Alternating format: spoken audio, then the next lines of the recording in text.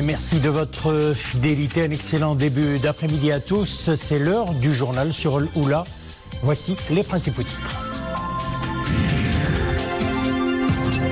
48 cas supplémentaires d'infection confirmés jusqu'à ce matin 10h, portant à 6466 le nombre total des cas de contamination. 108 nouveaux cas guéris, ce qui porte à 3099 le nombre total des guérisons dans le royaume.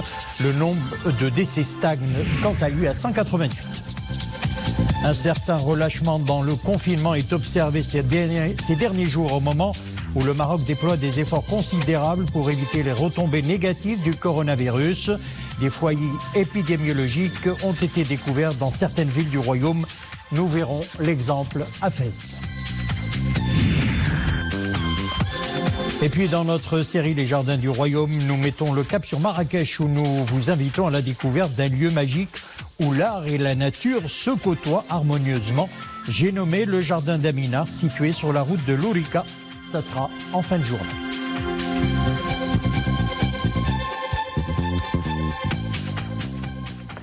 « 108 nouveaux cas guéris du nouveau coronavirus ont été enregistrés jusqu'à ce matin 10h, portant à 3099 le nombre total des guérisons dans le royaume. Le nombre de décès stagne quant à lui à 188. 48 cas supplémentaires d'infection ont été confirmés, portant à 6466 le nombre total des cas de contamination, alors que le nombre des cas exclus après des résultats négatifs d'analyse effectués au laboratoire a atteint 67 742. Le ministère de la Santé invite donc les citoyens à respecter les règles d'hygiène et de sécurité sanitaire, ainsi que les mesures préventives prises par les autorités marocaines, en faisant preuve de responsabilité et de patriotisme. Un certain relâchement dans le confinement est observé ces derniers jours, au moment où le Maroc déploie des efforts considérables pour éviter les retombées négatives du coronavirus. Des foyers ont été découverts depuis quelques jours dans des familles ou des usines. Les règles de distanciation, sont également négligées par les citoyens. Voyons l'exemple à Fès. Nissil Hamdaoui, Mustafa Zahiri. Sommes-nous en face d'un relâchement dans l'application des mesures de confinement? Ces images, tournées au cœur de la ville de Fès, suscitent 1001 interrogations. Des foules compactes investissent les rues, une distanciation sociale visiblement aux oubliettes et des masques de protection portés accessoirement. Autant d'incivilités qui interpellent plus d'un en cette période de crise sanitaire. Je ne vois absolument pas de respect de mesures de confinement. Nous remarquons une grande promiscuité dans la rue. Certaines personnes ne portent même pas de masque de protection. D'autres le portent de façon inappropriée. De quoi aggraver la situation épidémiologique. D'après ce que l'on voit dans les grandes artères, dans les ruelles, les quartiers et les terrains de foot, le confinement sanitaire ne semble pas du tout respecté. Les souks sont encombrés, la distanciation physique n'est pas du tout de rigueur. Dans les marchés, on se joue des coudes. Un vent de normalité souffle sur certains endroits de la ville de Fès, comme si le virus n'était plus à redouter. Certains citoyens ne semblent plus être concernés par le respect du confinement. C'est bien dommage de voir ces incivilités. J'appelle les citoyens à montrer un peu de sérieux et à respecter le confinement sanitaire. Il n'est pas de notre intérêt de sortir sans raison valable. Cela fait un mois que je n'ai pas mis le nez dehors. Aujourd'hui, je sors par obligation pour me rendre à la pharmacie acheter un médicament à ma mère. J'étais surprise de voir tout ce monde dans la rue. Le port du masque n'est pas respecté. Et pour la distanciation sociale, n'en parlons même pas. L'allègement de l'état d'urgence sanitaire est tributaire du comportement de chaque citoyen. Le respect du confinement sanitaire est plus que jamais de rigueur afin de contribuer à ralentir la circulation du virus. Autrement, le pire serait à redouter. Les autorités sanitaires en appellent à la responsabilité de chacun. La bataille n'est pas encore gagnée. Face au Covid-19, une seule arme donc efficace, c'est le confinement.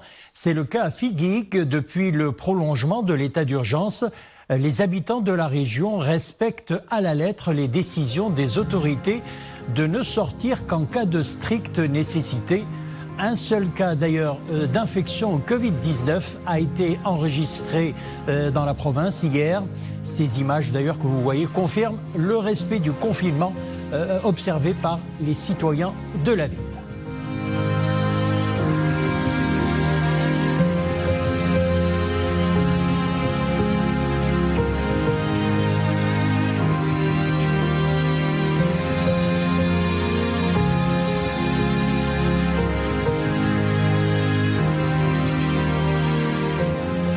Une deuxième opération de soutien aux ménages du secteur informel ayant perdu leurs revenus du fait de l'état d'urgence sanitaire démarrera demain dans la continuité de l'élan de solidarité nationale en cette période de pandémie. C'est ce qu'annonce le ministère de l'Économie, des Finances et de la Réforme de l'administration. Les aides financières provisoires apportées par le fonds Covid-19 créé sur haute instruction de Sa Majesté le roi Mohammed VI pour soutenir ces ménages ont à ce jour été versés à 3,9 millions de ménages sur 4,3 millions éligibles. Cette opération, qui se poursuit actuellement dans les zones rurales et enclavées, prendra fin cette semaine et mobilisera une enveloppe globale de près de 4,2 milliards de dirhams. La deuxième opération de soutien se basera sur les déclarations déjà enregistrées et tiendra compte des contrôles effectués par l'administration, souligne le ministère de l'Économie, des Finances et de la Réforme de l'administration.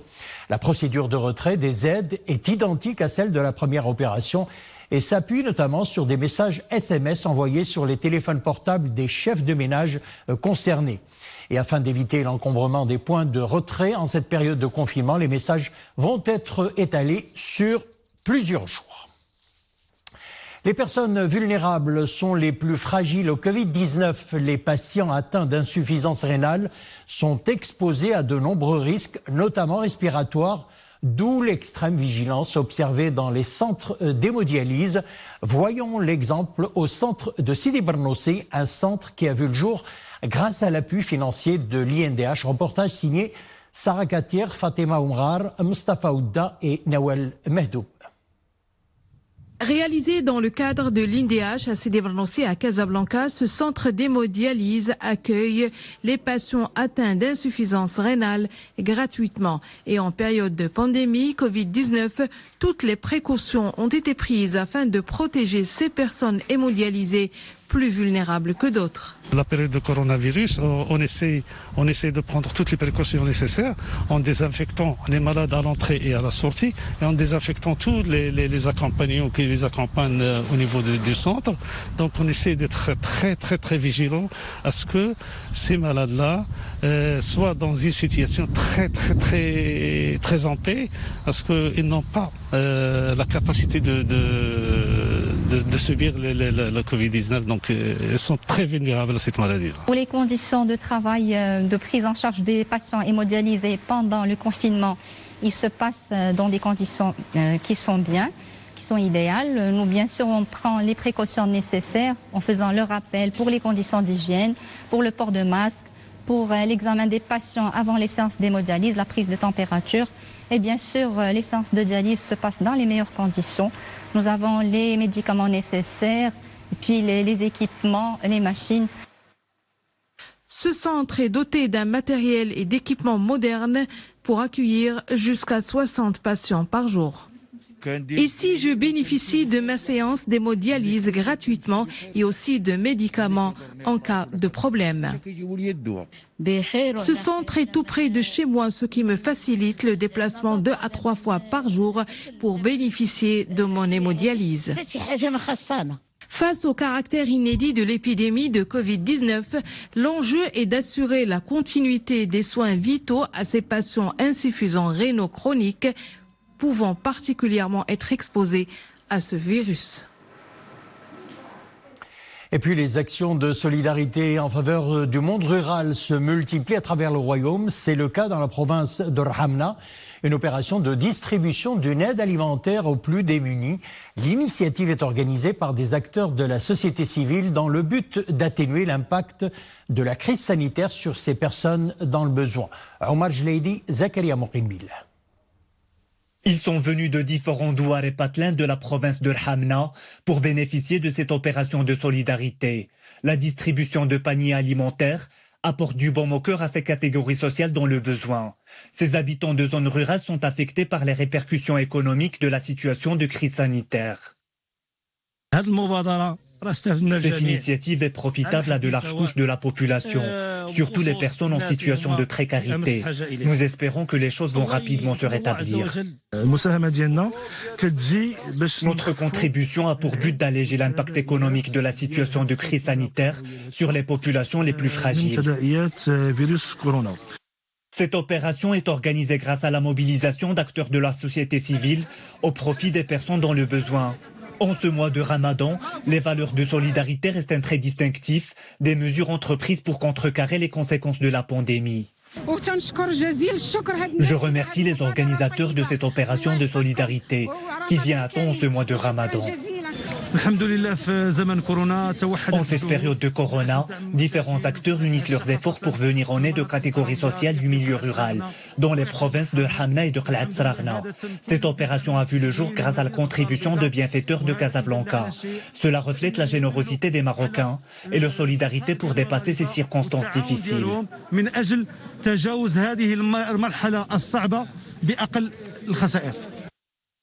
Le lancement des activités à caractère bénévole durant le mois sacré de Ramadan est une tradition chez les Marocains. Cette année, cet événement coïncide avec la pandémie du coronavirus et favorise l'apparition des nouveaux bénévolats en harmonie avec la nouvelle situation que vit la société. Et à l'heure du confinement et de la distanciation sociale, le e-commerce et la livraison à domicile révolutionne bon nombre de secteurs liés à la grande consommation. De nombreuses familles ont trouvé en ce concept une meilleure façon de se protéger du virus et surtout d'éviter tout risque de contamination. Pour bien mener leur mission, les sociétés en charge de la distribution veillent à maintenir le service dans le respect des gestes barrières. Exemple à Tanger, Anissa Boumedi, Saïd Najah et Mounia Marouche. La commande est tombée et pas de temps à perdre pour ce livreur. Il doit sur le champ acheminer des courses jusqu'à la porte d'une cliente.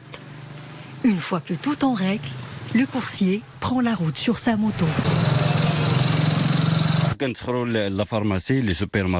Nous réalisons toutes les courses dans les supermarchés, les pharmacies et les grandes surfaces. Nous veillons à ce que la commande soit traitée dans les plus brefs délais. Une fois arrivé, le livreur n'a plus qu'à sonner à la porte et déposer les courses. Il veille bien évidemment à les désinfecter avant qu'elles ne soient récupérées par la cliente. Ce sont des gens qui sont sérieux. Ces livreurs sont professionnels et ponctuels. Je suis satisfaite de leurs prestations. En plus, ils respectent bien les règles sanitaires et leur service est impeccable. Le paiement par TPE. Nous proposons à nos clients toutes les possibilités de paiement par terminal de paiement électronique, par application bancaire ou en espèces. 80% de nos clients effectuent leurs achats soit par TPE, soit en ligne. ديال الكوفيد 19 كلهم كيدوزوا بالبايمون يا اما اون لين يا اما par TPE.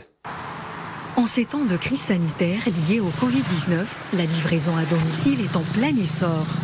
Des livreurs qui sillonnent les rues de la Perle du Détroit pour satisfaire les demandes de leurs clients.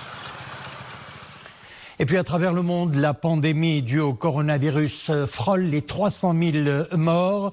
80% des décès sont concentrés en Europe et aux États-Unis. Aux États-Unis, où le Covid-19 est reparti à la hausse avec près de 1900 morts au cours des dernières 24 heures. En Europe, le Royaume-Uni déplore plus de 32 000 victimes. L'Italie compte plus de 30 000 décès. L'Espagne et la France, plus de 26 000 morts. En France, où un point d'étape de la levée du confinement sera d'ailleurs fait aujourd'hui. Si la Russie recense moins de morts, 2116, elle est le deuxième pays à déclarer le plus de cas du Covid-19 sur son territoire, avec près de 233 000 personnes infectées. La Corée du Sud s'inquiète de la recrudescence de nouveaux cas de Covid-19.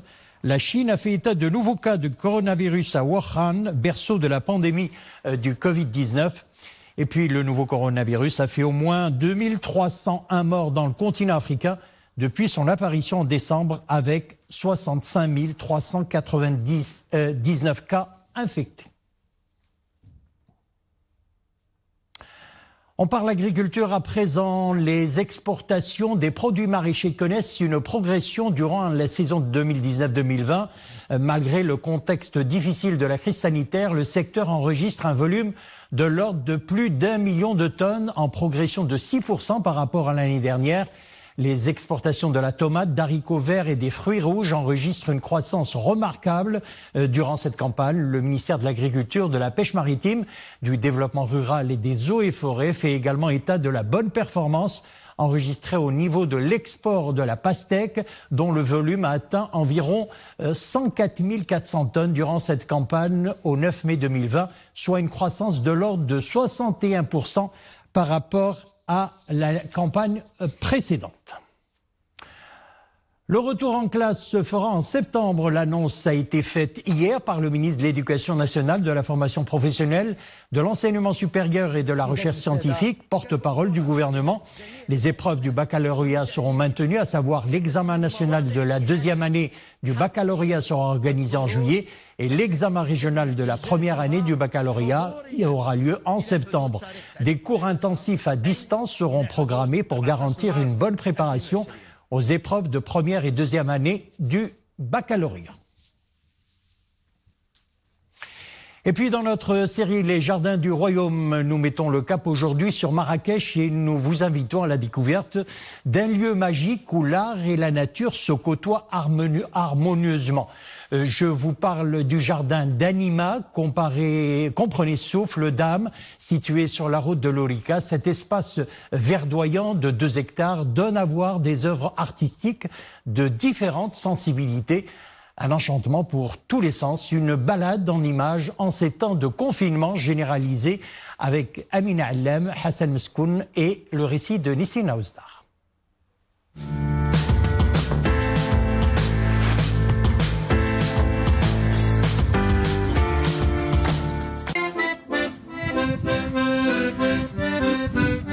Dès que vous franchissez la porte de cet Éden, des cactus géants et joliment teintés vous entraînent dans une promenade où toutes les senteurs s'entremêlent. Tout au fond, pour le plaisir des yeux, et comme pour pousser l'émerveillement à son comble, des œuvres artistiques fleurissent ça et là. Des tableaux, des statuettes et des installations dévoilent complètement leur charme. L'exposition est permanente. Plus qu'un espace vert, un musée à ciel ouvert où flotte partout l'âme de son concepteur. Un trait d'union entre la fascinante Vienne et l'ensorcelante Marrakech. L'œuvre que vous voyez à l'instant est signée André Heller. Cet infatigable voyageur autrichien s'est toujours inspiré de ses pérégrinations pour sublimer ses créations. Il a découvert le Maroc pendant les années 80. Il en est tout de suite embéré d'amoureux. Petit à petit, il a nourri l'idée de créer ce jardin-musée. Les travaux ont été ainsi lancés en 2010 pour prendre fin en 2016. Un gage d'amour à l'égard d'un Maroc dont la lumière et les couleurs ont inspiré les artistes du monde entier. Une ode à l'art et à sa veine universaliste. Du cubisme au néoclassicisme, en passant par le réalisme, les œuvres ici exposées questionnent le monde. Plus encore, et nous invitent à le voir avec des yeux enchantés. Le jardin Anima donne à voir des œuvres d'artistes internationaux de grande facture, comme le fabuleux Pablo Picasso, le surdoué Auguste Rodin et le très passionné André Heller. Maître des lieux, ce dernier a d'ailleurs ramené des trésors inestimables de sa ville natale Vienne, dont une fontaine millénaire. Au milieu de ces allées ombragées, les marguerites et les dahlias semblent contempler l'incontournable penseur de Rodin. Ici, tout est beauté, tout est poésie. L'ami chavire.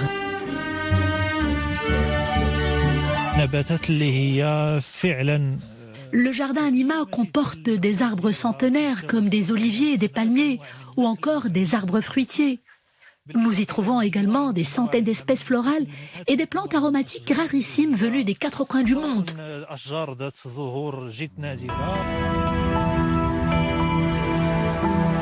En ces temps de confinement, ce petit bout de paradis terrestre a fermé ses portes aux visiteurs, naturellement. Seuls quelques employés sont ici pour veiller sur les lieux. En attendant le retour à la normale, ce temple vert s'endort. Il se réveillera certainement avec l'impression d'avoir fait juste un mauvais petit rêve, au milieu des fleurs et des choses muettes.